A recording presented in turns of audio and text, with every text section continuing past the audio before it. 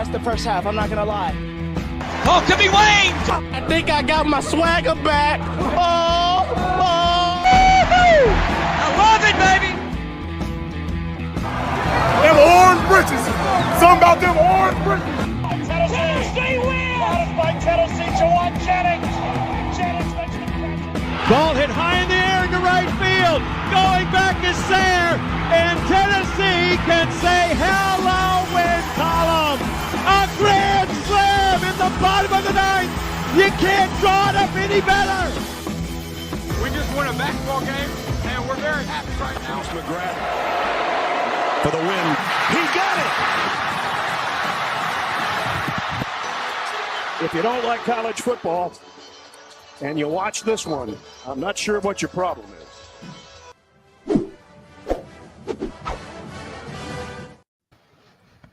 Reddit did to do, and welcome into More Important Issues. It is Sunday, October 15th. Your Tennessee Volunteers, they grinded out. They found a way to win.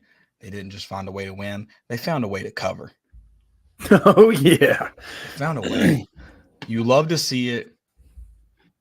Maybe not during the game. Some of you might have been like me. Heart rates are a little high and troubling. You know, you're thinking about calling paramedics like I was to Section L. But no, it was all in all, man. It's a great day to be a volunteer. Yeah, I heard it was pretty loud there. I don't know what Gary Danielson thought, but I definitely thought it was pretty loud. I don't know if they're having that same kind of noise in Starkville, Mississippi, or Oxford. But they do have cowbells. Yeah. Yeah, I don't think you can have noisemakers, right? There's an exception for Mississippi State. They're not allowed to do them during the play, but I'm sure that's... Yeah, that seems like a cheating to me. Can I be honest? I don't care. I just don't care. It's Mississippi State. I don't care. Yeah, I mean, we're still louder than they are. I forget they cowbells. exist. Yeah. Don't care. Yeah. But yeah, I thought the atmosphere is pretty good, you know. Just it's nothing special, quote. That like last night was incredible. Great environment. Shout out to Vols. But we could do better. I'll say it. We can do better. Okay. And I think there's some blame to go along, you know, to the guys on the field. You gotta seize momentum every once in a while. We were ready to explode. Shout out to D. Williams. D. Williams is like, I want to hear this crowd get real loud. And he went and did it himself. He downed a punt at the 1 and then said, all right, I'll score if nobody else will. Yeah, he did that Thanos. Fine. I'll do it myself. Yeah. So shout out to D. Williams. He got the crowd everybody going. kind of called that. Well, as soon as they were backed up, it was just like, I told my dad, I was like, hey, he's popping this up to get it off, and if he catches it, it's coming back to the house. That's one thing I was worried about is his punts have been so short. I was worried he wouldn't be able to return it. Mm-hmm. And so I was yelling, go after it. And then as soon as like the ball was snapped, I was like, go after it. I was like, wait, no, set up. Yeah. No, block everyone. Hold them, grab them, do probably something. The punter's best punt was that one. and D. Williams' house called it. I mean, maybe his best, but man, that dude sucked last night. Yeah, he was horrible. He couldn't get lined up correctly. Yeah, rough night for him. So, yeah, but shout out to D. Williams. And also, might be a hot take. Don't care. I'll say it. We should check her Neyland every week. It's freaking gorgeous. It's awesome. It's beautiful, man. You can call it a gimmick if you want. You can also S my D if you want, because that thing's awesome. Yeah, it comes from a guy who said he wasn't wearing white. I'm not wearing it 4 years in a row. You wore it. I wore an orange hat in protest. The only thing that'll be seen in the pictures is my. You wore white. But I'll say that I joined in because I'm a Vol fan. I just switch them. Just switch them. That's all I'll say. Every game, every other game, we switch. We check her every week, and we switch it. But no, it's gorgeous. The overhead. If Danny White tells this man to wear white, he's wearing white. Sounds racist to me. You do it. It was gray. It had gray, a lot of gray in it. It was light. It was gray. No, it's beautiful though, man. I love it. There's orange out and checker Neyland. Those should be our only options from now on. We're doing one of those every game. Yeah, I love the the people who like don't get the memo that wear like a black shirt. It's like, I think that was last week, but There's a lot of black. I was like, what is going on? yeah, It's not that cold. Like, we don't have to wear jackets yet. I guess to a Actually, funeral. I guess an yeah. offensive funeral because that's Yeah, kind that of what was- this game was. I loved Heupel's comments about this being like 1985. I was like, yeah, this wasn't one for the record books or anything. I also like that he said he almost effed it up. He did. Wasn't well. All right. Well, we got a lot to do, but I guess we needed to jump into that game. But before we do that, I've got a couple things I need to shout out. First one before we get into our title sponsor and we talk about that, I want to give a shout out one more time. I mean, probably not one more time, but for the sake of what I'm saying, one more time to Austin White. Sponsored a great tailgate yesterday. If you weren't there, hate that for you. I don't know what to tell you. Yeah. Vibes were high. Shout out to him for putting that on. We love it. We appreciate him. Yeah, just Always. a dude. Kentucky fan that listens to the pod. I mean, you can't find a better guy than that. So Shout out to Matt Jones for being the best radio host in Kentucky and sucking so much he can't even listen to you. We appreciate it. Bringing us listeners. We love it. But yeah, love it. Shout out to him. If you need, home buying, home selling, whatever you're doing, go find him. Yeah, does a great job. He was my realtor, and wouldn't have it any other way. So love the guy, and he paid me a lot to say that. So appreciate that. All right, let's get into the show. Before we do that, though, let me tell you guys who helped put on this show. It's Underdog. Underdog is Knoxville's best sports collectible store with a wide selection of UT cards, autographs, and memorabilia. Whether you're looking for a Peyton Manning autographed helmet or the most recent Topps baseball card release, you'll find it at Underdog. The shop is owned by UT graduates and proudly supports UT sports by hosting NIL events throughout the year. Stop by the 640 Plaza at 4452 Western Avenue in Knoxville. Open 6 days a week with live YouTube shows 3 nights per week. Remember, always bet on the Underdog. Shout out to Underdog Collectibles. All right. Speaking of Underdog, I mean, everybody, there was a lot of people last night that everybody wanted to run out of town that showed out in a big way. Jackson Ross, number one. First game, everybody's like, this guy can't do anything. He's left-footed. He actually had a lot of good punts right-footed. That one down at the one was a right-footed punt. Yeah. But I stand by my comments. He's left-footed. Willie Martinez, secondary looking good, better and better each week. Tim Banks. Last year, everybody was like, I mean, does this guy even call anything? What is going on? And Kamal Haddon. Kamal Haddon's your best player in the secondary. Yeah. And if you disagree, you're a moron and you don't know what you're talking about because he's your best cover guy in the back end there. And he's been by far and away your best for 2 games in a row now. Mm-hmm. He's been consistently one of your better ones all season now. Yep. He's proven me wrong personally. That's the problem. I get into this devil's advocate, not even devil's advocate, but now that he's playing really good football, people want to pretend that he's always played really good football, and that pisses me off. But he has proven a lot of people wrong, point blank. Yeah, and I think Gabe Judy-Lally talked about he just kind of puts his head down and goes to work. And, I think there was a big kind of come to Jesus moment in the offseason. I assume so because he's turning it around and proving people wrong. Other than that, tackle or lack thereof against Florida, dude's played pretty lights out this season. Yeah, he's played really well. Had a lot of big plays, and that's another guy that's maybe I'm hoping kind of on a similar trajectory as Kamal Haddon. Gabe Judy-Lally, I didn't think played close to his best game yesterday, but he did come up with an interception. Upon rewatch, he had 2 pretty big pass breakups. Yeah. So I thought he played. Yeah, probably not his best. He was getting picked on a little bit. Yeah, unfortunately, in the game, but tightened up his coverage a little bit, and ended up having a pretty decent game. Yeah, unfortunately, I think he does I talked about this after with you. It's like I think Kamal Haddon benefits a little bit having a guy across from him that's going to get picked on. Gabe Judy-Lally is getting the short end of the stick, having a guy really good across from him that no one wants to go to right now. So he's going to get the ball thrown his way a lot. Mm-hmm. Going to quote unquote get picked on, whether if that's the right terminology or not for a guy who played pretty good yesterday. That's kind of what it is. And I mean, we can kind of looking at the defensive side of the ball, I mean, I think a lot of people want to look at Max Johnson's yards and just say he played far and away better than Joe Milton right off the rip. But check that QBR. Check his check the percentage. And I mean, shout out to the defensive line. Disruptions, 25 QB rushes. They had pressure on 25 of his 34 pass attempts. I think they hit him 16 times with his 34 attempts. And Max, and I want to clarify something too. A&M fans are probably upset with the way Max Johnson played. He's not the better of your two quarterbacks, but there's not a lot of quarterbacks that could have done some of the improvisation that Max Johnson did. He avoided 2 or 3 sacks getting rid of the ball. He did a good job trying to keep plays alive, trying to be patient, and Tennessee's defensive line just wreaked havoc, man. CBS doesn't want to give credit to Tennessee's secondary and say that they wouldn't let the ball go to Aniyah Smith. He had 1 target. Yeah.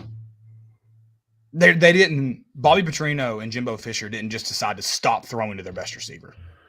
Well, yeah, Max Johnson was running from his life, and you just said that he's probably not your better of the two quarterbacks.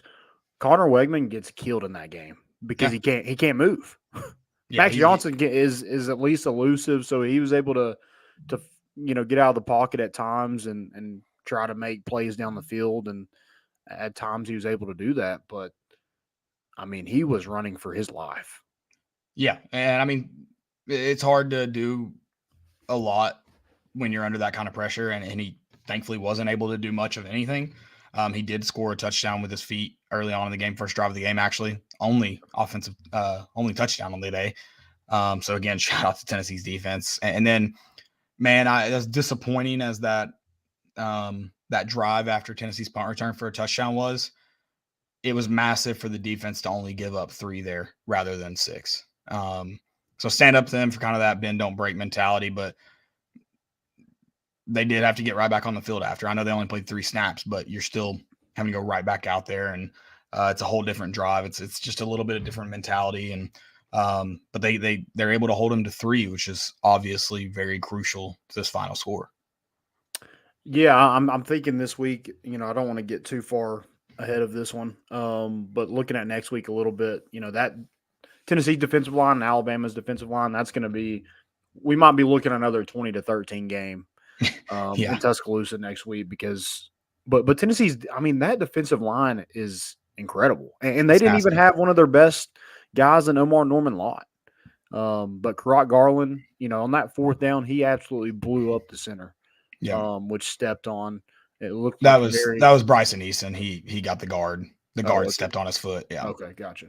Yeah. Well, Karat Garland played well. Bryson Eason, Amari Thomas, all those guys were disruptive and made things hard on that offensive line. And, I mean, they rushed 54 yards, and then, they got 223 through the air, but it was probably the hardest Max Johnson has ever thrown for 223 in his life. Oh, for sure. For sure. Yeah, they were all over the broadcast. They were saying you just run the ball at the quarterback there. It was 4th and 1, and it wasn't inches. It was a 4th and 1, true 4th and 1. Their guards got absolutely blown up. I don't think it mattered what you ran there. They had a better chance of handing it off. Yeah, maybe they ended up having like a butt fumble or something from that. Yeah. They ran it right up the center's butt. Yeah. I mean, that was Jonathan had looked away or something. He's like, what happened? What happened? I was like, he stumbled, but he didn't fumble. He got the ball back though. It was very Clint Storner-esque. Yeah. And kind of talking about to A&M's. Well, that's we talked about, I think, kind of something had to give between these. As good as A&M's defensive line is, too, you talked about the battle that's going to be next week. That was kind of the battle this week. Obviously, 2 units that don't play each other, but who's going to quote unquote play better? Texas A&M, one of the better defensive fronts in the country, played probably the best. People would say played really well, but Tennessee rushed for 232 yards. They got their fair share of negative plays, especially on the passing end of things. But even in the rushing game, they got their fair share of negative plays. They played good. But, man, it's going to be tough for a lot of teams to stifle Tennessee's rushing attack. Yeah, I mean – especially when Jalen Wright is just playing – he's playing like a dog. He's a dog. almost tripled their season average for rushing yards with that A&M defensive front. I mean, that's all we heard about, right? Was, is Tennessee going to be able to run the ball? This is going to be one in the trenches. Tennessee dominated in the trenches. That offensive line, stand up. I mean, my God. And figure out how to do it in the passing game. But stand up for your rushing. Yeah. your rushing protections. Yeah, and they got to clean up some penalties too. Ollie Lane didn't have a great game at all. There was also some soft ass holding calls. That one that Jalen Wright, I think, got a first down or close to a first down that was called on McAllen Castles. Oh, yeah. He's got him for a split second. That doesn't get called very often. Is it a hold? Sure. Sure. But A&M didn't get called for that. Tennessee didn't get called for that every time. Yeah, when you're engaged and the defender just falls backwards and you're still holding on to the jersey, that shouldn't be a holding call. Yeah. I mean, he had him as soon as I guess they expect you to let go as soon as that guy's able to get away. He lets go as fast as he can. Mm-hmm. And it was soft. It was soft. And they let a lot of stuff go. So I was shocked. They also, they did call a lot of penalties, okay, no, I'm sorry. I was gonna give some. There's two referees on that field that are verified scumbags. Those side judges, scumbags. Back judge had to bail one of the scumbags out of a call that he refused to throw a penalty. In fact, he came in and tried to call it uncatchable. Scumbag. Oh yeah, I did see that. Cheater, scumbag. Yeah, it's been like that all year. Officiating is horrible. Yeah, and it wasn't just Tennessee. Tennessee got away with a pass interference in the end zone. They bumped him and before the ball got there, and of course Texas A&M. Jimbo was to the numbers trying to get a penalty, but they missed stuff on both sides of the ball. Obviously, we've seen the face mask penalty because CBS just wants to point that one out, but not everything else. And Tyler Barron's face mask, he gets the crap held out of him. His jersey's being ripped off. It's face mask on Tyler Barron, 100%, but he also got the crap held out of him. Yeah. There's just, and I know you're not going to see holding called every player. You would see it literally called every single play. But it's just frustrating that on plays where we're getting penalties called when they are coming out, there's just obvious missed. And that holding call, I didn't think it was holding in real time upon rewatch. He just gave you out. You can't pull the jersey. That's where it's going to get called. You can't pull the jersey. Yeah. So I thought it was bad in real time. Wasn't as bad, and because you just can't do that. But yeah, just got to clean some stuff up. Again, when you win 20-13, it's not going to be perfect. No. But a win is a win is a win is a win. And there are a lot of positives from this game, and I know a lot of people want to dog Josh Heupel. Don't think it was his best performance as a coach at Tennessee. He admitted that too. Yeah, but credit to the staff as a whole that when they realized where they were going to win this game on the defensive side of the ball, that's when Tennessee slowed it down. For 2 quarters, Tennessee did not snap the ball out above 10 seconds left in the play clock. They milked it. They kept their defense off the field, and even when they were down, they knew where they were going to win it, and they committed to that and went, and that's how they got the win, was their defense. Yeah, you could have probably. You rushed the ball well. You did. That was insane. Jalen Wright is a dog. And I know the Heisman is, maybe far-fetched, but unfortunately. But it's also because he has 2 dudes with him as well. Right. But there's not a better running back that I've seen so far this season. No. All everybody talked about was Texas A&M's defensive front. Guy averaged 7 yards per carry, and his long was 23 yards. It wasn't like he had a 75-yard touchdown in there, too. Right. No. It was grinded out, first down, move the freaking chains. It's even more fun on rewatch. He's patient, he's quick. It's fun. It's a fun rewatch. And dude, it's not just everything's wide open. He's breaking tackles and falling forward, getting those extra yards. Yeah, he's cutting it back. Credit again to Texas A&M defensive line. They played really good. They took away a lot, and Jabari Small was really good at it too, that finding those holes and gaps in the backfield and making something out of what looks like it's going to be nothing. Yeah. We have a question here from Trey. Did Tennessee fire Jimbo Fisher yesterday? I think it's pretty clear they're not going to get off They owe a lot. They owe him a lot of money, and I think they're saying we might as well pay you to coach than not coach. So, yeah. He did say, did Tennessee fire Jimbo Fisher? Yeah, sure. I think he's saying is that loss got him fired. Oh, okay. Gotcha. Okay. That makes more sense. I'm an idiot. Yes. I don't think they're going to fire him anytime soon. No. Especially like. There's got to be some uglier losses. Yeah. Who else are you going to get in here that can work with Bobby Petrino? I mean, obviously it's not working. They may be okay with firing Bobby Petrino at this point. Yeah. That's another thing. Oh, they hired him to be the fall guy. Yeah. They got it. They held Texas A&M to 54 yards rushing. That's not a bad rushing team. No. And they held him to 54 yards. Tennessee's defense is damn good. They are. Never thought I would have said that. I'll be honest. Well, I mean, I Josh knew they'd be Heupel, improved this year, but I never thought I'd say that. Did you see the video of Josh Heupel and his daughter? Yeah, I can't remember who he says it to, but yeah, like whoever that guy is that he's standing off, he's like, yeah, I almost that up. He talked to his daughter. He was like, "You've never seen that in your lifetime." Yeah. So, Josh Heupel's daughter does not watch Big Ten football. Verified. Yeah. Don't blame her. Yeah. Yeah, we might get an official invite to the Big Ten after this week. I'll hear him out. Yeah. What's that payday? What, do you guys want to get on CBS for another 10 years? Yes. Absolutely. Also, I told Landon this before, just while we're calling out CBS, poor Gary Danielson. He might have had a stroke. I mean, he couldn't get anybody's numbers right, anybody's positions right. He struggled in the booth yesterday.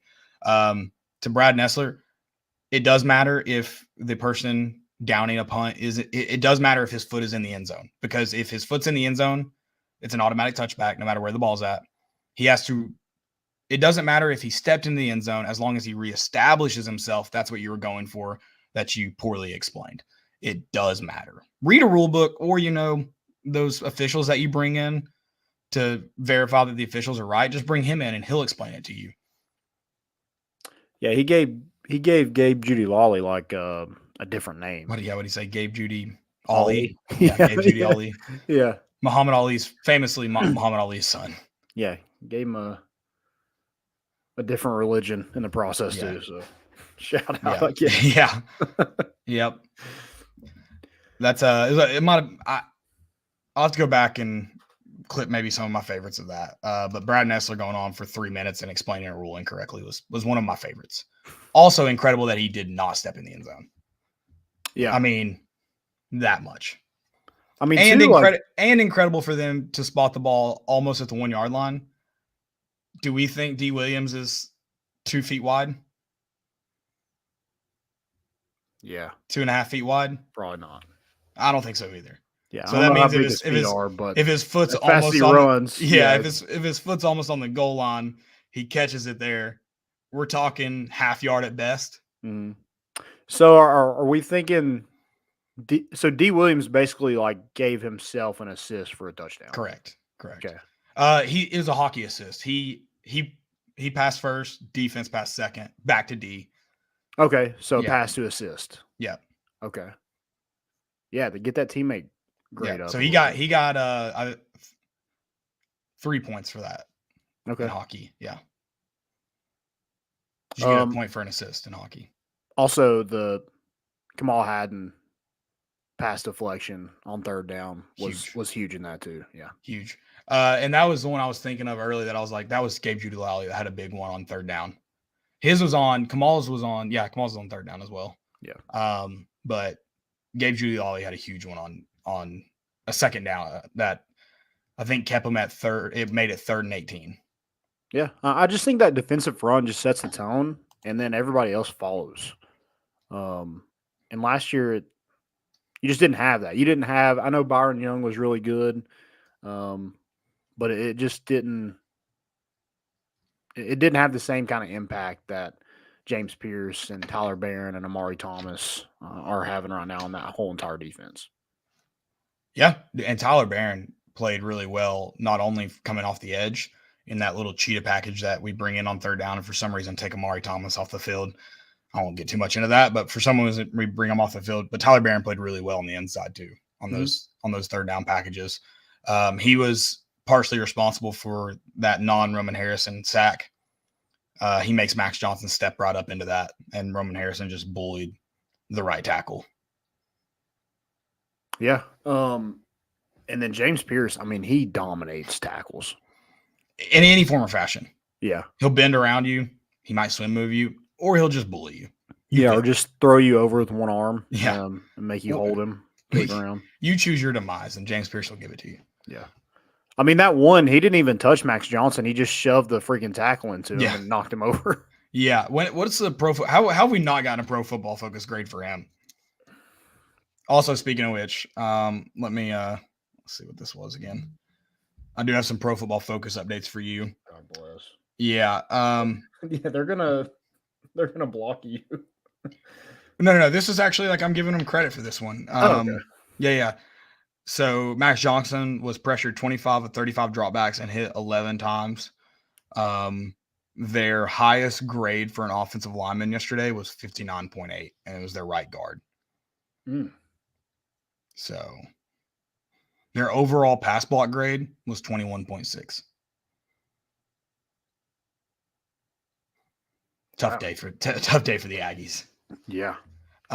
Also, kind of little fun stat that got thrown out in the game. Texas A&M defense hadn't been credited with a holding for 10 quarters. And then you step inside the friendly confines of Neyland Stadium, and those SEC refs are like, hold, and hold. Yeah. They only get held in Neyland, which, guys, I'm not disagreeing that a lot of those are holding. It's just, you're telling me they didn't get held for 10 quarters? Come on. Yeah. Which maybe they just, maybe to their credit, they didn't give anybody time to hold them. People were getting sacked before holds. Yeah.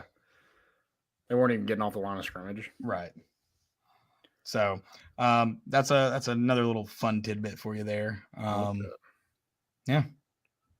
Yeah, I just think this is a kind of a team effort. And I know the passing game wasn't great. I don't know if it'll ever be great. How dumb of Joe Milton, though, to throw that to Squirrel White right there. I mean, if he throws that anywhere else on the field, he doesn't slip, and it doesn't hit him right on the chest and the ground. So that's on Joe. Brad Nessler said that was an inaccurate pass. I just want to clear that up, too. As well as someone in Section L booed Joe Milton after that. Yeah, I saw a lot of people with the Nico stuff. And, I mean, number one, you're not going to have a freshman quarterback start his first game in Tuscaloosa. And if you do, I have concerns for Josh Heupel. Yeah. I'll say that. And I think I'm not happy with Joe Milton's play. I think he can improve in a lot of areas. I mean, he puts you behind the 8 ball early in the game when it's a free play, which means if he fumbles or something happens there, no big deal. And instead of going and getting the first down, he makes us have to snap it 3rd and 3. And it was a bad call by Josh Heupel on 3rd and 3. Yeah. But you got to give yourself a chance at a first down. Yeah, his football IQ just isn't where you want it to be as a college football player, but also as a 6-year college football player, right? Especially, right. That interception, we said it after South Carolina. It's like, if it happens once, you kind of forget it. It just happened a second time, and that's tough. And I don't mind that throw if it's thrown high where only McAllen Castles can catch it. If you miss it to McAllen Castles high, I'm going, hey, no sweat. It's in the back of the end zone. Give himself a chance to make a play. But you didn't. You didn't give him any chance to make a play. In fact, and you threw it right to an A&M player. Yeah, and that's two that he's had where he just doesn't even look at the safety. Yeah. And that just can't happen. I mean, you're 5-1 right now, so it's hard. It would be hard for me to make a quarterback change. But if Joe Milton loses you that game, I think there might be a different conversation. Right. At least getting Nico more reps. Yeah. Because to this point, he hasn't gotten any. Yeah, and that's why I'm a little confused about the automatic call to the bullpen there. People are saying it so confidently. So that's weird. But yeah, I think And Joe and the entire offense almost lost this game. You talk about the penalties. When Gabe Giuliani returns it down to the 6-yard line, you got to find it. If you get 7 there, it's over. It's comfortably over. But there's that beautiful Tennessee football that just can't be easy. Hey, but at least they won this one. A lot of times that one goes to overtime and they lose. That was a big takeaway from a lot of people last night. It was like, those are games that, a couple years ago we lose. Yeah, Tennessee finds a way they find a way to climb back to the depths of despair. And then they didn't allow that to happen. And I mean, a lot of that is credit to this defense that just would not let up. Mm-hmm. Yeah, credit to that. I mean, I don't know how long we're going to have Tim Banks or Rodney Gardner, but I'd throw the bank at them. Danny White, it's on you forever. Yeah. You pay them whatever amount of money. And it does suck. And I'm not trying to just harp on Joe because that's not really my intention. But Tennessee right now is really good quarterback play away from being like a national championship contender. Honestly. I think more than that though, because you have Ramel Keaton dropping balls. Yeah. You have Ramel Keaton stopping when Joe throws absolute dimes on really tough corner routes. Yeah. So I mean, there's more to do about it's not just on Joe, but no, you have Chaz Nimrod, and thankfully we get an ESPN Classic that bounces into Colin Castle's hands. But we're complaining about corner or slant routes being behind. Well, if he hits them in the chest, they don't catch it either. Yeah, that's true. I mean, there was definitely some the wide receivers haven't been good, and I think your best one, kind of your leader of that group, is out for the year. But yeah, just Ramel Keaton. I don't know if he just needs to go back to number 80, but number 9 just hasn't been great for him this season. No, and it sucks because what he has in him. Like that corner route last year, if it is a little, they on the broadcast they said it was overthrown. Ramel pulls up for whatever reason. But if it is a little overthrown, Ramel Keaton made that catch last year. Yeah, he might not score a touchdown because it's a little overthrown, but he makes the catch. Mm-hmm. But I mean, you got to that's the thing is, and Joe still has a lot. I'm not even just talking about throwing, but the dude can play. That freaking seed to squirrel. There's not a lot of quarterbacks in the country that can make that throw over a backer, perfect where Squirrel can even catch it in bounds. Well, he was trying to go deep, and he pump fakes, and Squirrel comes back and hits him. So I mean, I think Squirrel sat down in the right area. He couldn't have gone deep. I mean, he wouldn't have been able to throw it to him. I know, but so Joe pumped right. He was about to throw it, and Squirrel came back. So it turned out to be a really good throw, really good play. But there's just too many bad plays. It's just there are. He finally runs over somebody, and then everybody's like, oh yeah, here we go. And then the next play, he throws a pick right to somebody in the chest in the end zone. I said it today. I think he plays bad when he looks like he has swagger. We need him to not look like he has swagger. Yeah. And I don't know. There's just not – I think it's kind of obvious that there's not a lot of confidence in him with the play call. And I think that's what makes the play call look worse. Because, bunching everybody up and turning around and handing it to a running back when you're going against a really good defensive line and everybody knows you're running it, doesn't work. And I think that's another thing. That play call was frustrating, especially because even when Joe wasn't playing good, that you could tell by the A&M defensive play calling, they were respecting Tennessee's pass game. They couldn't load the box every play. It was very few times that you saw Texas A&M even have 6 guys in the box. They were having to respect Tennessee's pass game. Whether that was smart or not, and then you tell me. But the rollouts, he's not a very accurate quarterback at times. Yeah. So why are we putting him on the run in crucial situations? Yeah, 4th down play call I didn't love. It also clearly was a miscommunication too. On who? Yeah. Good question. But he went over to Dylan Sampson after that. I think Dylan Sampson has to cut that off. He has to in front of McCowan. Yeah, he's got to be a little shallower. Yeah, a little, maybe 2 yards instead of 7. Yeah. But he also, you got to throw that earlier. You got to give your guys a chance on that play. It's 4th down. You got to give your guys a chance. Can't run out of bounds. Well, he threw that one. Yeah, but he didn't give his guys a chance. Right. Yeah, just not great decisions from him. But I think that's also bad. I think the play calling was not great yesterday. Yeah. for the most part. I think there was good play calling at times. But I mean, kind of crucial like downs, you said, the wide receivers aren't really helping. Like they're not getting separation. they're not. And They're not. I don't they're know not if that's putting play down their- calling or if that's just guys just not being able to beat man coverage. I know that's difficult. Jalen Hyatt was able to do it. Cedric Tillman was able to do it. Brew McCoy was able to do it. And I think Squirrel was able to do it at times. Yeah. When they get him on, like where he can use that speed to get open. But on shorter routes, I feel like that's kind of hard for him to do, especially they're going to press him because he's gotten bigger, but he's still small. Yeah. And then Ramel Keaton isn't the fastest, but he gets behind people, but then we don't make a play. And then like Chaz Nimrod, he gets behind somebody and you throw it up and he gets hit before the play and no flag. So, yeah, it's just a little bit of everything. Just the passing game in general is just not good. I would like to hear why Tennessee's not getting those penalties. Like, what are we doing to not get those?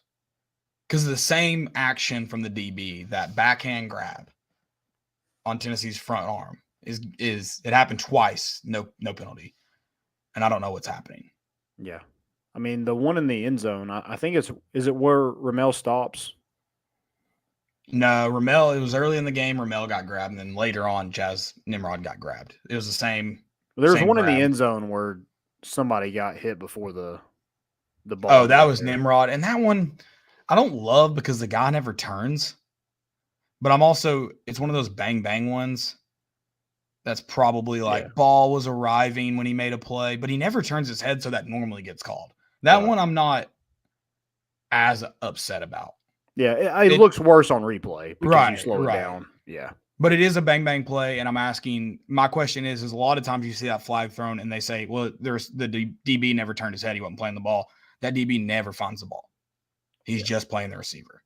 But it is a little bit closer it's a lot closer than the other two. And then, dude, Texas A&M's first, and it happens literally right after a no call on Tennessee. And then they gift a tight end with a PI where that's called uncatchable. It was thrown 3 yards out of bounds, and he's halfway between the numbers and the sideline. Yeah. It wasn't catchable in any planet. Just really bad. Terrible. I mean, Landon Allen said that it needs more accountability. They do. And like some of these calls should have to be defended. We should hear why they weren't called or why they were called. Or just tell us what they were graded. Let us know what they were graded at. Put out their grades. Yeah, give us let me know football focus score for them. Let me know if you think you did a good job. If you think they did a good job. I would like to hear it. Yeah. I mean, we grade 18-year-olds. We can't grade grown men. If you're going to grade the kids, grade the adults. Exactly. Yeah. What's their 6-month review look like? I want to know. Yeah, it's somehow getting worse every week. It's impressive. We do have a question about. Can I vent one more time that this is a soft thing that I'm just angry about, but I want to vent about it? You're angry. You know when Joe Milton runs over that guy? Yeah. And then he gets up kind of going back and forth with those players. Mm-hmm. That one A&M player runs over after the play, bumps Joe Milton. At every other level of football, that happens to a quarterback. Flag comes out immediately. You don't think twice. Tennessee's massive 6'4", 250-pound quarterback, it doesn't get called. Yeah. It's ridiculous. Yeah, he waits for him. Yeah. It's stupid. Also, I thought in real time the defensive the roughing the passer, if I can talk, on Max Johnson, which didn't matter. They got a first down. It just got him closer to the end zone. I guess they said he hit him in the head or neck area. Scratch that. We're good. I don't know if he actually did, but I'm not going to complain about it. Yeah, I think he kind of he had his hands up and it kind of came down. He didn't get him late, was what I was going to say, but then I remembered they called it. Yeah. I couldn't hear him in the stadium say that because for some reason the speakers suck. Yeah. Well, I can't even stir the pearl, which I won't complain about, but everything else I'd like to hear. Also, the A&M Yell Leaders, probably the most cringiest thing I've ever seen in my life. But also, credit to A&M fans. They were loud. They're pretty loud, yeah. They traveled well, too. Not when they did that weird stuff. Yeah. Which is funny. I'm like, when you guys just yell, you're infinitely louder. Yeah, you don't have to do the A-G-G-I-E. Eagles. Is that what you spelled? Yeah, Eagles. My favorite part is they run in the locker room with the team afterwards. I like to, in my mind, I like to think after a loss, all those players and they're pissed off. You probably had a water cooler thrown or something, and they get in there and they're like, "All right, Aggies, pass it back." It was a good game. Pass it back. Farmers fight. Well, they're in there and it's like, who wants to carry me to the fountain? We found a fountain in Knoxville. Come on, guys. It's not all bad. I just imagine all the players just like grabbing all of them after a loss and giving them swirlies. That's what they do, actually. Yeah. I like that D. Williams also broke the 12th man. Broke him. I still have my 12th man tally. You know what's awesome about that? So there was I forget what it was. It was a punt, maybe, or a kickoff. Maybe it was a kickoff. Kick it through the back of the end zone. That number 12 runs to like Texas A&M and starts pumping them up after like they just kicked one to the back of the end zone, like it was just a touchback. Right. Pumped him up and then gets absolutely annihilated. Ankles still on the field. Yeah, gone. Also, he is a special teams captain. That guy is. Forgot his he's name. the 12th man. Yeah, he earned that. Gotta be. He earned that. Yeah. Which do you want to be the 12th man on a football team? There's only 11 on the field at a time. Yeah, you're the first guy off the bench, Caleb. Or the first guy on the bench. Yeah, that's that too. Yeah, that's a good point. Hey, here's number 12. Also, you will not be a starter at all this year. Congrats. We want to give a big shout out to number 12. Yeah. He was almost good enough. Come on. Which Josh Pate, we're making fun of him because we played him this week. Shut up. I actually like Josh Pate, but that was a weird tangent to go on. Oh, I didn't even hear that. He was like, do I think it's weird? Yeah. Am I going to make fun of it? No, because it's college football. And I was like, you just said it was weird. Yeah. Also, like, what else do you do? Yeah, okay, hand up. Overall, other than guys wearing all white on the sidelines and doing cheers, I think the weirdness of A&M is good for college football. Makes college football unique. But I like making fun of it too. So yeah, and also the people behind them as they're doing that weird chant. I think the weirdest part is the guys dressed as. We determined they were a part of the band, but we don't know how. Okay, wearing hard hats, whatever, with swords. They're cadets, Landon. Cadets. Well, they're waving Junior around, cadets. waving around a white towel in the at their waist in a motion like they're waving around their wiener. It's called a helicopter. Look it up. Oh, yeah. My wife was like, you do that when you get out of the shower. I'm like, yeah, I do. Oh, so what are you getting on to them about? I mean, I don't do it in front of everybody. I just do it in front of my wife. They're just guys being dudes. Yeah. I mean, but they're doing it as other guys are being dudes. Or cheering. Just a little strange to me. Oh, it's all weird. Yeah. And I love weird, but I'm going to make fun of weird too. So yeah. Sue me. Don't sue me. I don't have any money. Got a question from Ethan Cundiff. Said, can you guys rank your top 3 defensive players so far this season? Mine are Barron, James Pierce, and Kamal Haddon.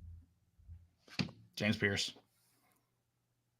Probably because he's been, in my opinion, he seems to be what you didn't have last year that you have now. I think I'm got to put Aaron Beasley at number 2. I don't know why. Okay. On one possession, we had him out for six offensive plays. Or I guess 6 defensive plays in our scenario. And then we put him in just so I guess we want the bend don't break, and we thought Aaron Beasley would break them immediately. I don't know. But Aaron Beasley's crucial to that defense. And our young guys are playing really good. I'm not taking away anything from them. But yeah, you just want to he stirs the drink. Yeah. And then, Kamal Haddon. Okay. I'll go James Pierce also. I don't know how you go away from that. Damn, that was pretty on I'll go a little bit different. I'll go Tyler Barron at number 2. And then I'll go Aaron Beasley at number 3, and I think Kamal Hadden would probably be 4. Yeah. Tyler Barron's played really well, and as I mentioned, he's kind of playing it in 2 different positions too, which has been and I think what's making both of those guys, James Pierce and himself, really good. I think they're both kind of competing to who gets that sack title at the end of the year. Right. It's been nice to see him play opposite each other. Another guy that's kind of helped him is Roman Harrison's playing really well too on that opposite side of whichever of them when he's in the game. Dominique Bailey played well. And your interior line, it's hard not to put Amari Thomas in that top 3, honestly. I might slide Aaron Beasley out of it. If what? I might put Amari Thomas in my top 3. The havoc he wreaks is incredible. Mm-hmm. And he's a guy who's like he may not always get credited for tackles for loss or for tackles, but he's the reason that a running back's having to stop, cut back, whatever it may be. He's the reason a quarterback's having to move so much in the pocket. Amari Thomas is crucial to this defense. Yeah. I'd also go, if we're going by fantasy football rules, D. Williams, because defense and special teams is lumped together. It's fair. I mean, he's one of the best weapons on Tennessee, and he only gets to touch the ball a couple times a game. And I really thought, man, if we blocked anybody on that one kick return, I think after their last field goal, might have been a nice return, because as soon as like you could see that ball, I was like, he's going to be able to return this. Like, it's actually going to be returnable, and we just didn't touch his hole. Yeah, he's a weapon for sure. I don't know why teams keep kicking to him, but please keep doing it. Thank you. Also, on the kickoff thing, I don't know if it's just me and my brother who notoriously have bad depth perception. Josh Turbyville's kicks look like they're going to land at like the goal line or just past it, and then they go out of the back of the end zone. It's so strange. Yeah. I don't know why they fly like that. Does it look like that to you sometimes? I thought it looked like – so when they kick it toward me in the north end zone. Yeah, that's where I get thrown off. Yeah. They look like they're going to land at like the goal line, and they just keep floating. Yeah, it's I was incredible. Like, okay, he's going to return this one. Oh, never mind. The recruits are hit the wall. But yeah,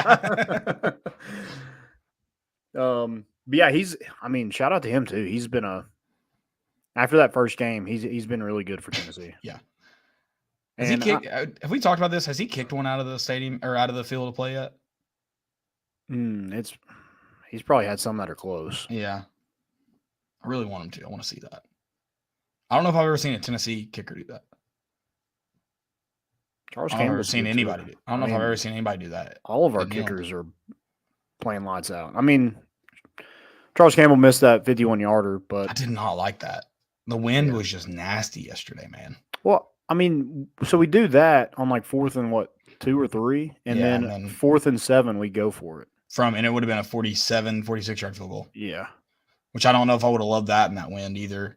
Now, I think Charles Campbell could have done a better job of giving it a chance to go in, because that wind was swirling a bit, but it was pretty consistently blowing left to right. And he started that well right of where he needed to. Mm-hmm. So I think he could have done a better job of giving it a chance. But, I mean, it's tough to kick that distance in that wind. It's tough, even if you had the leg for it. And it probably had the leg for it even in that wind, but it's just tough. And then, A&M missed a 40-something yard field goal, 45, 46. And the wind, as soon as it was off the foot, I was like, no good. And then the wind just kept kind of moving it over, and I was like, oh, stay out. I started clapping as soon as it went up. I was like, yep, we're good. And then it just started slowly moving in. I was like, oh, God. That would have sucked. Yeah. Great win for Tennessee. Again, this team has found ways to win in different ways, and I don't think with this team it's going to be perfect. I think definitely with the passing game as it stands right now, you're just not going to blow out teams like you did last year very often. But I do think that has to get better if Tennessee has a chance to win 9-10 games. Absolutely. I agree. And Tuscaloosa is going to be rocking because they are pissed. And I would be too. 100%. They're going to try and play Dixieland Delight far too often. Definitely, like, Arkansas was definitely a look ahead. Like, they looked ahead to Tennessee. That's all that was. Okay. That's rat poison, Landon. Or their Super Bowl. Confirmed. That's rat poison right there. Yeah. Yeah. All right, that's really. I mean, I'm sure I have a lot more, but that's all I can think of off the top. Oh, let me ask you this. One team was 7 of 15 on third down, and one team was 5 of 15 on third down. Which one was which? I mean, look at the stats. Yeah, I know. Have you? Dylan, which one? He's not listening. No, he doesn't. He doesn't even care. He only listens when he's in Idaho. Idaho. Yeah, whatever. Well, yeah. I think I've hit all the points I wanted to hit, other than ask you that. But we got something from Dylan. Okay. Wait for it, friend. Wait for it, folks. Oh, we did not have anything. You didn't answer my question. Yeah, so he definitely doesn't know clue. Tennessee was 7 of 15 on third down, which isn't great, but it's not 5 of 15. Right. Also, time of possession. Did you see that for this game? Like I said, credit to the coaching staff for saying we know what we got to do to have a chance to win this game. Tennessee, if they don't run a couple drives up tempo, they might have outpossessed A&M, which is strange. Mm-hmm. But it was A&M had 30 minutes and 48 seconds of possession. Tennessee had 29 minutes and 12 seconds. Yeah, shout out to that defense. Oh, I mean, yes. I mean, that's what it all boils down to. But Josh Heupel can adapt. He's made it clear. I think that was a concern of some people. Mm-hmm. Well, and even they only had 277 yards. Was it Thomas for them that he mossed McDonald like twice, but those are like two like really big plays that were a hard catch to make. Right. You take those away, you're looking at like 225. Yeah. As total yards. So yeah, again, shout out defense. Probably less than that for total yards. Yeah. You take away those two catches. Yeah. Loved every second of it. Again, those are games that Tennessee loses a couple years ago. So this team's different. And now it's Alabama. Bama hate week, baby. Hate them. And today is a 1-year anniversary. So happy anniversary. Yeah, I wish it had fallen on a different week because I don't even care about last year right now. I'm more focused on this beat Bama week. Yeah. So personally, I took it personal. Mm-hmm. Just business. Guys who impressed real quick. I mean, I guess we've kind of already said them, but James Pierce, Tyler Barron, Kamal Haddon, Jalen Wright, Elijah Herring. I'm trying to remember what big play he made early in the game. I think it was on a. Not that he didn't make other big plays. What about James Pierce and pass coverage? Yeah. Making a play on third down, making the tackle. I also like how upset A&M was on their second to last drive about that dropped screen pass. He was going to get obliterated. Oh, yeah. He wasn't going to gain a yard. He might have lost a yard or two. Yeah, it was probably good that he dropped that. Right. Yeah. Clock would have just kept ticking. Mm-hmm. Actually, smart decision by the running back. Yeah, and they're pretty upset too. I mean, Jimbo was pretty upset with Max Johnson, and CBS is pretty upset with Max Johnson on that little great play call, that little wheel route that he missed on. He had pressure; he had to throw it high. It was a third down, I believe, second down, second and long. That one that Joe tries to hit Keaton on the corner route, and there's like two guys there. I think Keaton kind of got some fingertips on it, but no. Squirrel White runs a wheel route and is butt naked. Butt naked. Well, I think Keaton scores if he keeps running. So, yeah. Very upsetting. I was like, squirrel, squirrel, squirrel. And then he just chucks it. I was like, okay. Speaking of yelling squirrel, because people do that when they see him run out on the road. I definitely hit an opossum after leaving your house last night, and I cried for a minute. I tried to stop. I couldn't. I tried to swerve. I couldn't do anything. Did you know you left one of those coolers in the driveway? Oh shoot! I forgot about that. I meant to empty them out and dump out the water, and then everybody started coming out to help, and so I got distracted. That's all good. Are you mad that I left Bud Light just sitting on your driveway? People knew. Yeah. People saw it. I was more mad about whoever put the Yeti in the garage just leaked everywhere. It leaks still? Was there ice still in there? Yeah, there was a puddle in my garage this morning. I dumped the water out. I thought the ice had already melted in it. No, you're good. Yeah. I dumped Yeti it did his out there. job. But Well, not a Yeti either, but yeah. no, whatever it was. Whoops. College football. Yeah. I mean, I didn't really get to watch a whole lot of college football yesterday. I watched. Yeah, I didn't get to watch a ton. We watched that a little bit when we got back from eating, but 3:30 is a hard time to. You watch some of the noon games, but you're tailgating and you're talking to everybody. Kind of tough to watch those games, and then when you sit down and somebody asks you for something else, you got to get back up. But shout out everybody to my wife. And then like after the game, you're like, I got to eat. Yep. So you Watch go was eat. about to close. Yeah, and then you get back and it's 9:00 and you got to watch some Pac-12 team. Who cares? But USC sucks. Let's start that one off. Verified. They're not good at all. The fact that they only dropped to, what are they, 19th or 18th now? I think we're 17th in the AP poll, which is wild to me because Tennessee would beat the brakes off USC. All right. I like that take. I'm with it.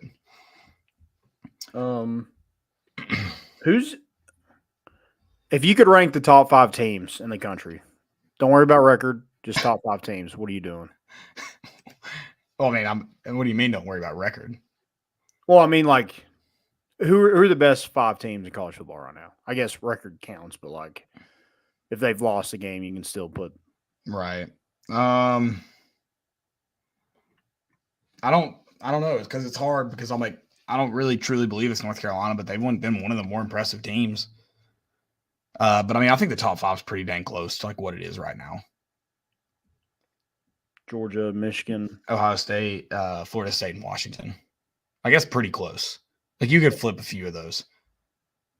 Yeah, I think people are like, Penn I think State's up there. Penn State's probably up there. Oregon's probably up there. Mm-hmm. Like I said, North Carolina could, I could hear some debates for them. Alabama. Yeah, I could definitely hear out Alabama. I was about to say even Texas, I could probably hear out. I think that as bad as they played against Oklahoma, I would almost think they're still better than Oklahoma, like when the end all be all. Yeah. But I mean, you could argue Oklahoma up there. Man, I think the one I'm like least confident about that's in the top 5 right now is probably Ohio State. Yeah, I guess you find out this week. Don't they play Penn State? Is that this week, yeah. So I think Washington's probably be number 2. Honestly, you think they're better Michigan? I just have zero faith in Michigan. Off this year, just like because of Michigan. Because of Michigan, but kind of like I don't think they have great quarterback play. Okay. And that's gonna hurt them down the stretch. Like that's gonna hurt them against good teams. Yeah. They haven't played good teams. Like that's. Yeah, they play like what, one tough team all year, and it's the last game of the season. Yeah. If they play Penn State and Ohio State, like there's a scenario where they lose 2 games in the regular season. Yeah, they played Penn State. Oh, they do play Penn State this year? Yeah, November 11th. Then, yeah, they could lose 2 games this regular season. Yeah. They may be better than Penn State. Don't mishear that. I'm just saying if you told me they lost 2 regular season, I could believe it. Yeah, good God. East Carolina, UNLV, Bowling Green, Rutgers, Nebraska, Minnesota, Indiana. Yeah, they've got a tough one there. Big Ten really made it hard on them. Speaking of the Big Ten, not that it would have mattered, but Purdue's kicker missed 3 field goals on Saturday at like a quarter break, TV timeout or something. they had a student come out and attempt to win a free car by kicking 3 field goals, and he went 3 for 4. He had like a time limit, and he had to make 3 field goals. One of them was long; had to be like 40 yards. Are we gonna? God, who was that? Brodus, Derek Brodus, yeah, who we pulled out of like a fraternity. he was on the team, but yeah, Wait, what? he was already on the team. He was a walk-on. He just didn't dress for that home game. Oh, okay. Yeah. Gotcha. Yeah. But yeah, they should for sure. Yeah, just pull them out of the stands. I think that's what that Miami fan wants to do is just like Be careful making fun of him. Oh yeah. What was the story there? His like, you can make fun of him. I'm just kidding. I was just didn't. I don't know the story. Oh, I thought you were saying that people were making fun of him, and then someone was like, he's doing it because his brother or something. It's like honor his brother. Oh, I don't know. Oh, I thought someone told me that. I might have just made that up. Make it up an American Idol soft story. I guess. Also, speaking of field goal kickers, I got redeemed this week. This guy, random South Carolina fan or something, Josh, or against South Carolina game when Shane Beamer declined that delay of game when we were kicking a field goal. Mm-hmm. A South Carolina fan, claimed that he declined it because it's harder for a kicker to kick that up short, like that short of a field goal on the hashes. Tennessee attempted a field goal shorter than that one previously this week. I was like, sure, it's a little bit easier, but not enough to take a delay a game just for shigs. Yeah. Like, and for a right-footed kicker, the left hash doesn't really present problems. And so I got redeemed. I know ball, especially I know kicking balls. There you go. Yeah. Don't doubt me. Otherwise, wouldn't Josh Heupel take another delay a game and or any other offensive penalty that would back you up? I think we should just do that until we can punt it and down it at the 1. Yeah, we need touchdowns, baby. Yeah. What are these field goals people are doing? Yeah, I think that should be our offensive philosophy is get it to where we can punt it and down it on the 1 so we can then have them punt it back to D. Williams. Okay, so similar to Nealon's style where he would often punt on non-third down scenarios or non-fourth down scenarios, you want to get it just enough into field position wise that Jackson Ross can down it on the 1. Yeah. Okay. Also, does that count as not a third down conversion if you punt it to the other team, or is that just like a push? What if you do it on second down? Then you definitely don't have to worry about it. Yeah, then it does. I think if you get it into that scenario on first down, you don't want to risk losing or gaining yards, so you have to punt it. Okay. I'm all about let's take a shot on first down. If it doesn't hit, then we punt it. Punt on second down? Yeah. Okay. I like that. Unless maybe you get second and short and maybe you try to convert that. That's risky. I think you just got to punt because then it might be out of Jackson Ross's range to down it at that point. Yeah, that's true.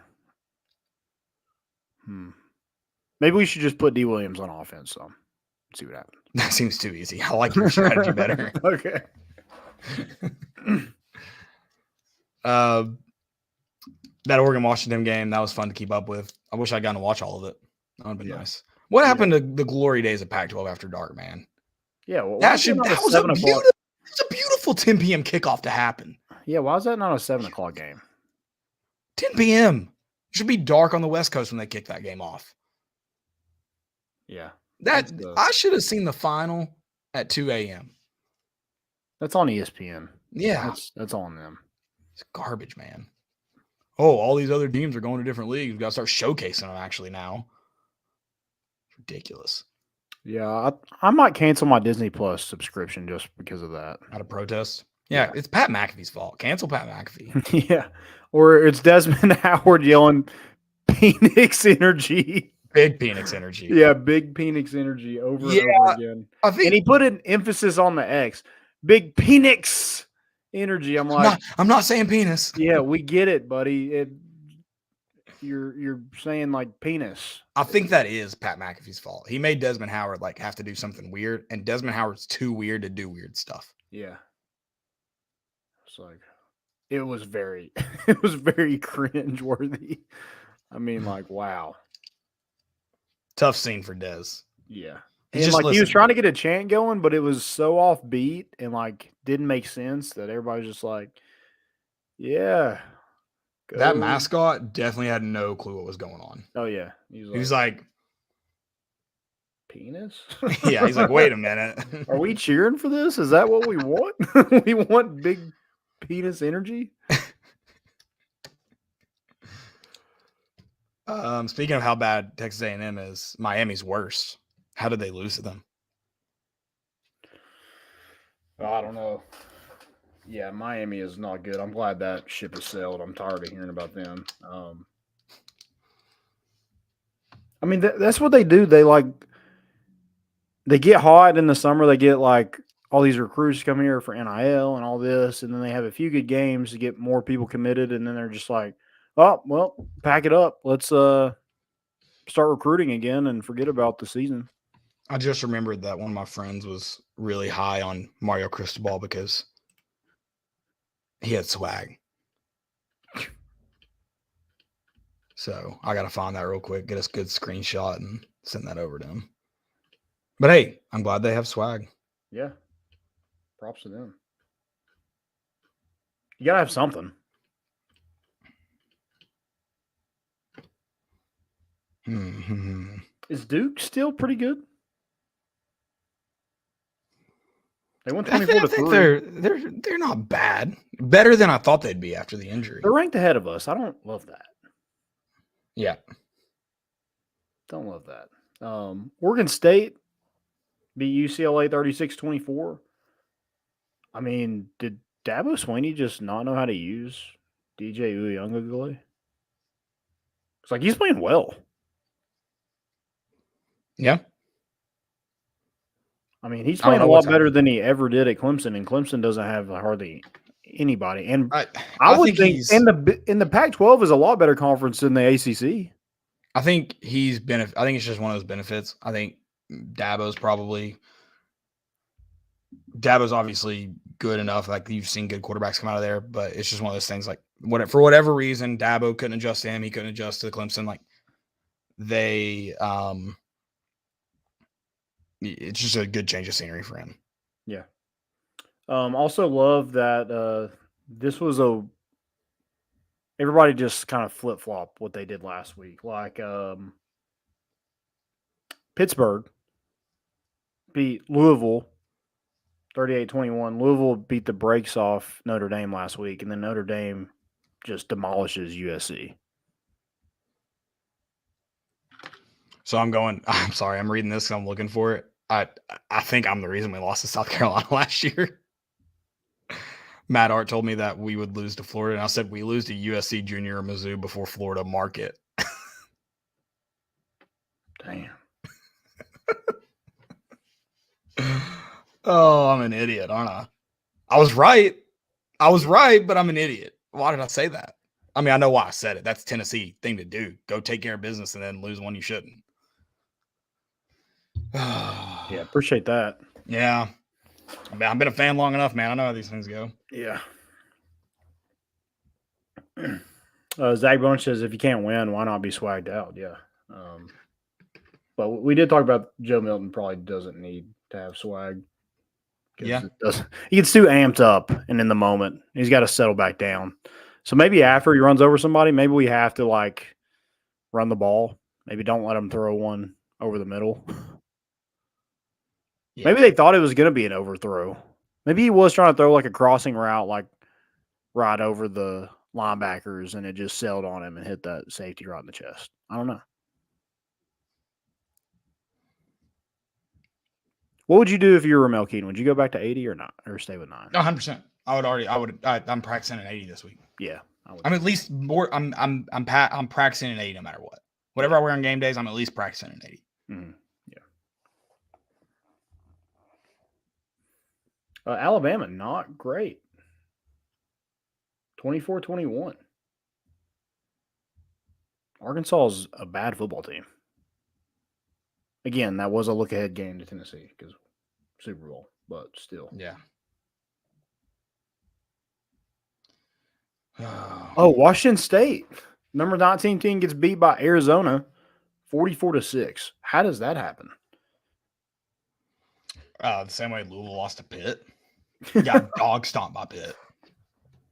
I don't know, man. I don't get college football is weird this year. And I love it. Like, I love that college football is weird. It makes betting harder, but it's fun. Yeah. Well, then Oklahoma State's a bad football team, loses South Alabama and Iowa State, and then beats Kansas State and Kansas back-to-back weeks. Yeah. I love it. I don't know. It's weird. Yep. All right. Well, Georgia. We forgot Georgia. They just looked like Georgia sucked in the first half, and it's crazy that they can just like turn it on. It's like, oh, it's Vanderbilt, I'm good. But like people are like, hey, you might get beat by Kentucky. They're like, no, we're not. I think whatever Kirby's saying at halftime, he should probably just start saying before the game. Yeah. Well, like Kirby couldn't convince them that they were an underdog to Vanderbilt. Like there was no one dumb enough in that locker room. And there's some dumb individuals looking at their driving records over the past couple months. But none of them were dumb enough to think that they were an underdog to Vanderbilt. Right.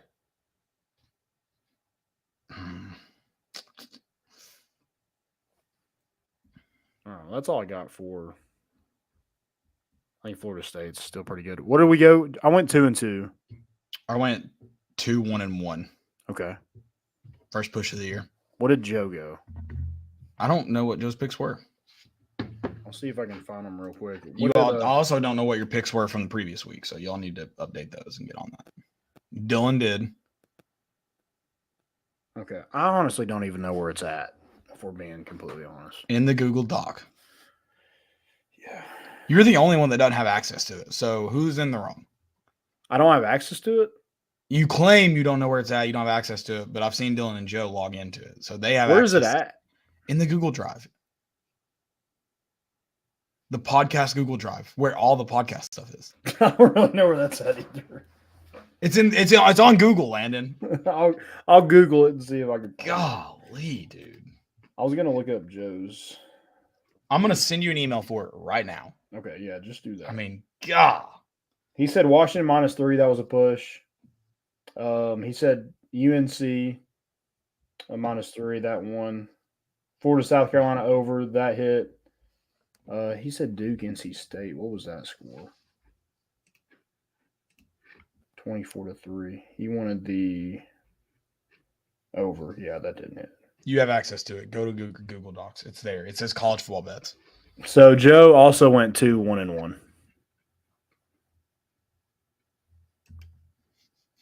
Congrats, Joe.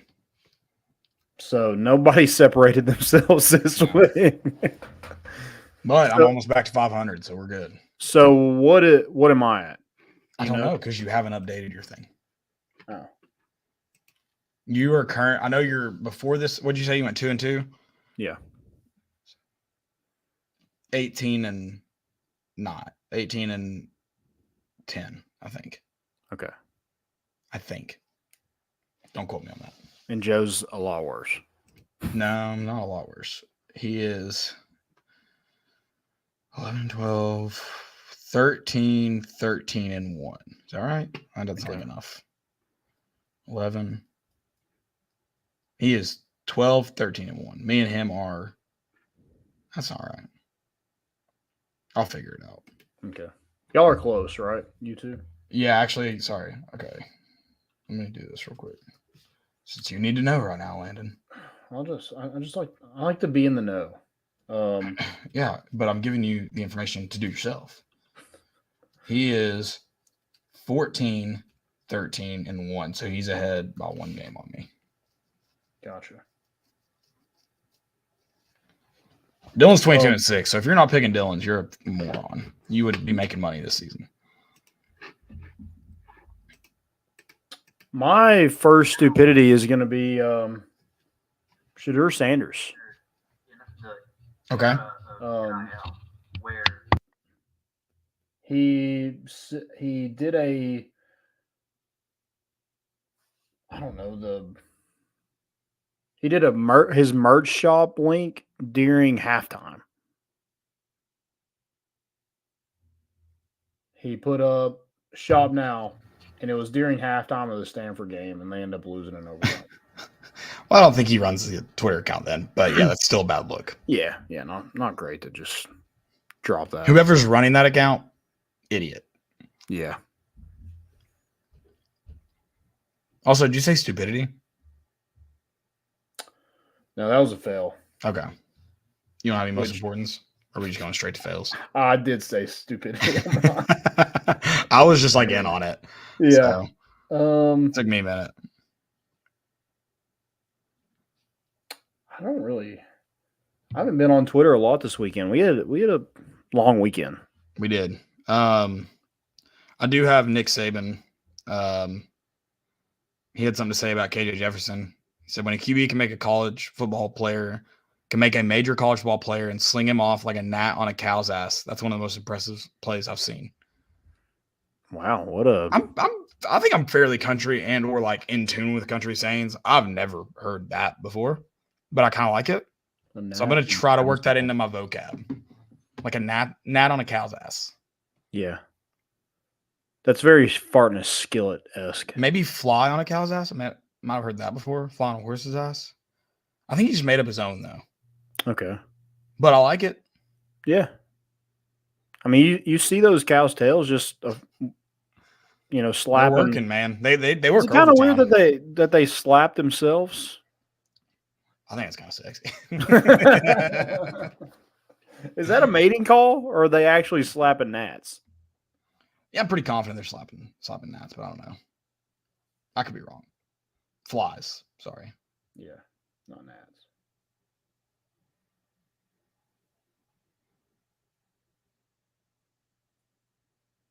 I don't think I have anything else.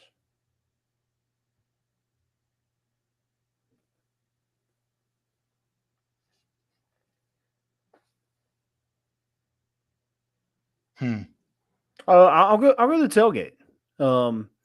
Rough for everybody. Had a wedding the night before, but getting to the tailgate, I know it was difficult, but we pulled through, and we got it done. So shout out to everybody. Yeah. Also, a shout out. Another most important, McAllen Castle's having the awareness to make that play after the tip ball. Or shout out PlayCon for doing basically a hook and ladder. Yes. In a crucial moment of a football game. Yes. That was bold, and I like it. All right, my fail. It's Mark Packard. Tweeted a picture of Walter Nolan down. He deleted it. Probably won't own up to it ever, but he deleted a picture of Walter Nolan down, claimed him. He said, we've seen this before, or I think I've seen this before. So, and then deleted the tweet. Yikes. Maybe just Mark Packard. Maybe just wait to see if a player's actually injured before boldly tweeting stuff like that. He looked like he was in a lot of pain. Guessing it's a serious injury.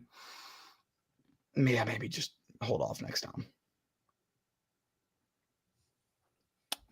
Yeah.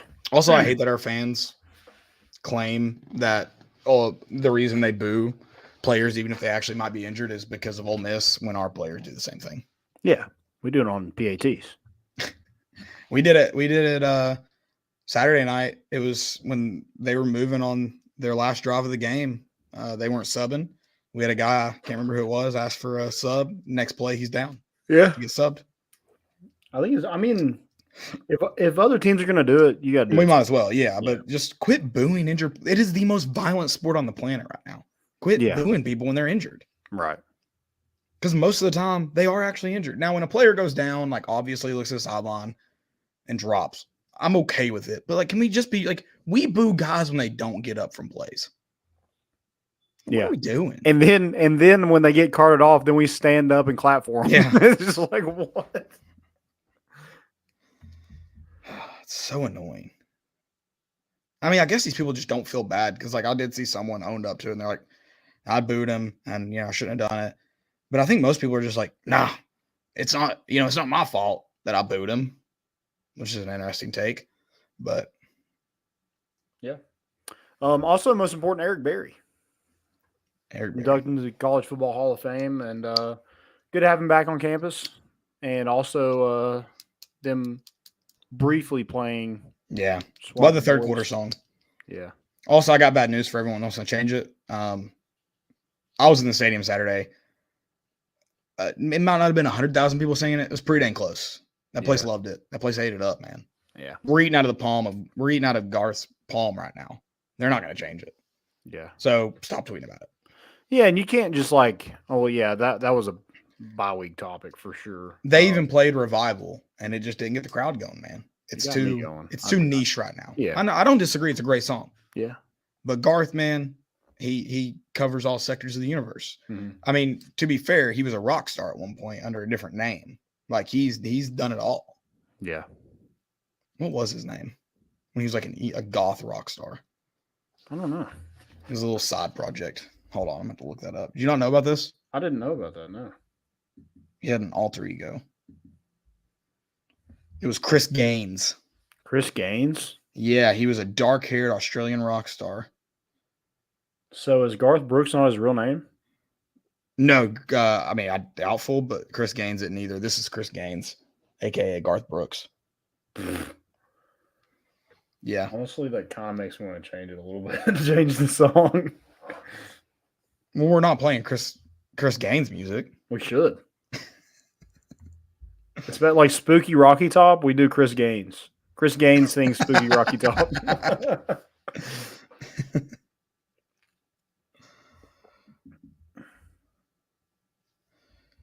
Oh, yeah, it's weird. I mean, Garth Brooks is weird, but yeah, he's a weird cat. Garth, give the families closure. Tell them where the bodies are at. I do love how Eric Berry was honored, and we won off like returning and defense. I think that is nice, poetic. Yeah, art.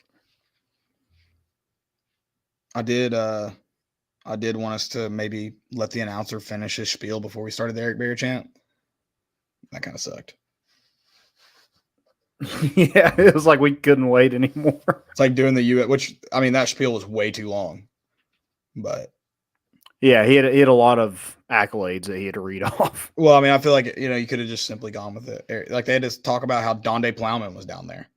Yeah, I was like, just say Eric Berry's in the Hall of Fame. Everyone go effing nuts. Love her, but who cares?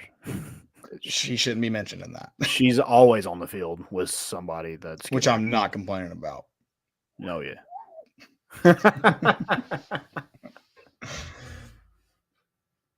I'm sorry. That was honestly, we should get Donde Plowman t-shirts.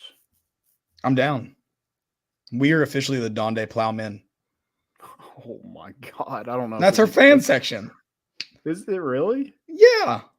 That's what our fans are called, the Plowmen. You just made that up. It's like the Swifties. It's the Plowmen. The Plowmen.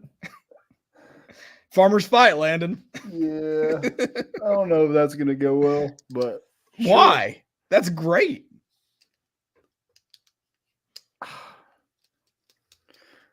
We're kind of teetering on the yell leader with the Plowmen. I don't think so at all. Or the cadets. We're just waving our white... We're helicoptering with the Plowmen. I think you're absolutely wrong about this one. I think history is gonna be on my side. You know that was our trivia name, don't you? Oh, was it? The Donde Plowman, yeah. Yeah, didn't do too hot that night, did we? No, we didn't. we didn't show out for the chancellor there, but next time, hey, well, there's always next time, man. Yeah, she got the name, image, and likeness, but I don't know about the it didn't work out too well. Check bounce, I guess. That's all I got. Yeah, anything else? Nah, man, it's been a fun week. I'm excited for this week. I mean, third Saturday in October, 5-1, top 25 matchup in Tuscaloosa. Doesn't get much better than that. Yeah, especially unless it was in Knoxville, that would probably be better. But well, I mean, yeah, but every other year, man, yep. can't have them all, unfortunately. Yep, we will. We'll be back on Thursday this week, so don't look for us on Wednesday again. We'll be back on Thursday, talking Alabama and all of their just horridness. I hate them. Definitely hate them. So thanks again. Have a good week. We're bringing the boat in, and we out.